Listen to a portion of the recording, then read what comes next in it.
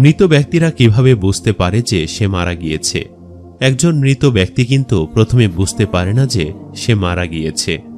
মৃত ব্যক্তির মৃত্যুর পর সর্বপ্রথম যে আওয়াজটি শুনতে পায় তা হচ্ছে ইন্না লিল্লাহি ওয়া ইন্না ইলাইহি রাজিউন।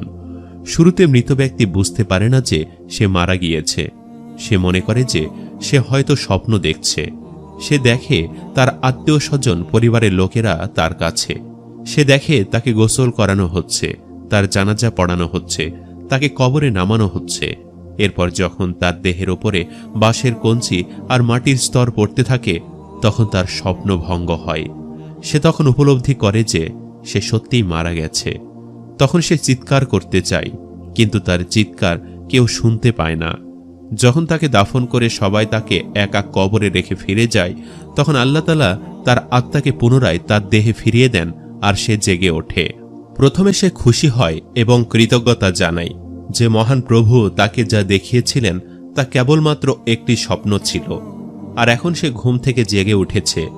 এরপর সে তার শরীর স্পর্শ করে দেখতে পায় সে কেবলমাত্র একটি কাপড়ে মোড়ানো রয়েছে। সে অবাক হয়ে প্রশ্ন করে, আমার জামা কাপড় কোথায়? তারপর সে বলতে থাকে, আমি কোথায় আছি? এই জায়গাটা কোথায়? সর্বত্র ময়লা কাদার দুর্গন্ধ বের হচ্ছে। আমি এখানে কি করছি? তারপর সে বসতে শুরু করে যে সে মাটির ভেতরে আছে এবং সে যা অনুভব করছে তা কোনো দুঃস্বপ্ন নয়। তখন সর্বপ্রথম সে মৃত ব্যক্তি বুঝতে পারে যে সে সত্যি মারা গেছে। তারপর সে যতটা সম্ভব জোরে চিৎকার করে ওঠে। তার আত্মীয় স্বজনদের ডাকতে থাকে, পরিবারের লোকদেরকে ডাকে, কিন্তু কেউই তাকে বাঁচাতে আসে না। অতঃপর সে ব্যক্তি আল্লাহকে ডাকে।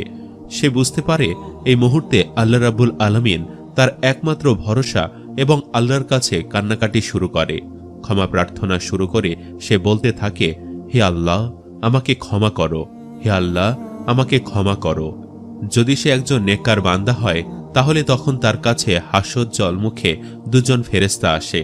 তারা তাকে সান্ত্বনা দিতে থাকে। আর যদি সে খারাপ মানুষ হয়, তাহলে ভয়ঙ্কর চেহারা দুইজন ফেরেশতা এসে তার ভয় আরও বাড়িয়ে দিবে। তারা তাকে ভয়াবহ নির্যাতন করবে। তার উপর কবরের আযাব শুরু হয়ে যাবে।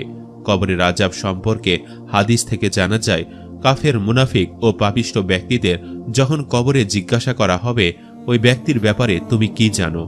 সে বলবে, আমি কিছুই জানি না। লোকজনের মুখ থেকে যা শুনেছি আমিও তাই বলতাম। তখন তাকে লোহার হাতুড়ি দিয়ে পেটানো হবে। সে বিকট শব্দে চিৎকার করবে, যা মানুষ ও জিন ছাড়া অন্য সকল প্রাণী শুনতে পাবে।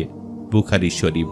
প্রিয় দর্শক, আল্লাহ রাসূল সাল্লাল্লাহু আলাইহি ওয়াসাল্লাম ইরশাদ করেন, যদি আমি এই আশঙ্কা না করতাম যে তোমরা মৃত ব্যক্তিকে দাফন করায় ছেড়ে দিবে, তাহলে আমি আল্লাহ তাআলার কাছে দোয়া করতাম যাতে কবরের আযাব যা আমি শুনতে পাই ও দেখতে পাই তা যেন আল্লাহ তাআলা তোমাদেরকেও শুনিয়ে দেন।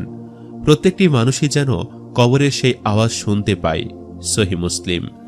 আল্লাহ রাসূল সর্বদা দোয়া করতেন, হে আল্লাহ, আমি তোমার কাছে কবরের আযাব থেকে আশ্রয় চাই। প্রিয় দর্শক, একবার ভেবে দেখুন, আল্লাহ তাআলা যার অতীত ও ভবিষ্যতের সকল গুনাহ মাফ করে দিয়েছেন, তিনি যদি এইভাবে কবরের আযাব থেকে আশ্রয় চেয়ে থাকেন, তাহলে আমরা তো গুনাহের সাগরে হাবুডুবু খাচ্ছি।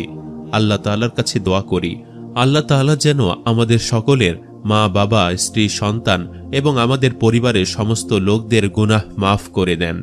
সম্মানিত দর্শক, ভিডিওটি আপনাদের কাছে কেমন লেগেছে তা আমাদের কমেন্ট করে অবশ্যই জানাবেন। আর সবাই আমাদের সাথেই থাকবেন। আজ তাহলে এই পর্যন্তই। আপনারা ভালো থাকবেন, সুস্থ থাকবেন। আল্লাহ হাফেজ।